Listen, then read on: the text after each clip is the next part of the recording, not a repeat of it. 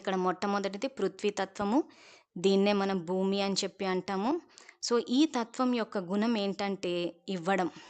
So, భూమిని గనక తీసుకుంటే అది ప్రతీదీ మనకి ఇస్తూ ఉంటది. అంటే ఆహారం గానీ, దీనివల్ల మనము ఈ కార్లు గానీ, ఫ్యాక్టరీలు ఇవి మెటల్‌కి సంబంధించినవైతే మనకు కావాల్సిన వస్తువులు ఇవన్నీ ఖనిజాలు, ఇవన్నీ మనకి భూమి ద్వారానే వస్తాయి. అంటే భూమి అన్న తత్వంలో దానగుణం ఉంది. ఎప్పుడైతే మనలో ఈ దానగుణం ఉంటుందో, ఈ ప్రకృతి తత్వాల్లోని పృథ్వీ తత్వం మనకి అనుకూలంగా స్పందిస్తది. సో, ఇక్కడ దానగుణం అనగానే మళ్ళీ కంటికి కనపడేవి ఎలాగూ దానం చేస్తామంటే ధనము, ఆహారము, వస్తువులు ఏవైనా చేయొచ్చు. అది కాకుండా ముఖ్యంగా పరమాత్మ ఈ విద్యాలయం ద్వారా కంటికి కనపడనివి ఏ రకంగా దానం చేయాలో గూడా మనకు నేర్పిస్తారు.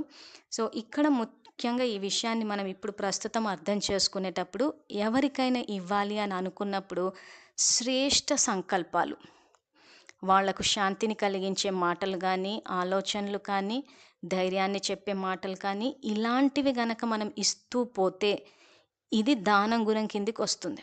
సో, ఈ గుణం మనలో ఉండాలి. ఎప్పుడైతే ఈ గుణం మనలో ఉంటుందో అప్పుడు ప్రకృతి అనుకూలంగా స్పందిస్తది.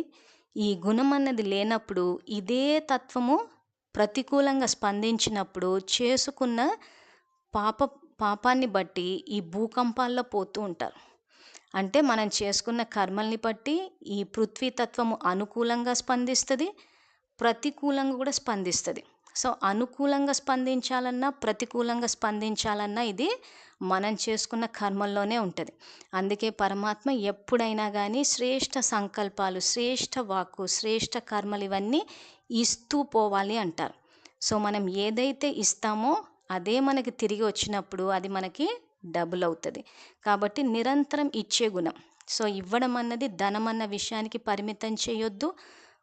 పరమాత్మ చెప్పినట్టు మనసా సేవ, వాచా సేవ, కర్మణా సేవ, ఈ 3 రకాలుగా సేవ అంటే ఇవ్వడం. అలా ఇస్తూ పోతుంటే ఆ శాంతి, సంతోషము, తృప్తి అనుభవంలోకొస్తుంది. ఈ తత్వం కూడా మనకి అనుకూలంగా స్పందిస్తుంది. ఆ తర్వాత మనకి భూకంపాల వల్ల నష్టాలొస్తాయేమో, భూమి తత్వం ద్వారా ఏమైనా నష్టాలు జరుగుతాయని చెప్పి ఆలోచించాల్సిన అవసరం లేదు.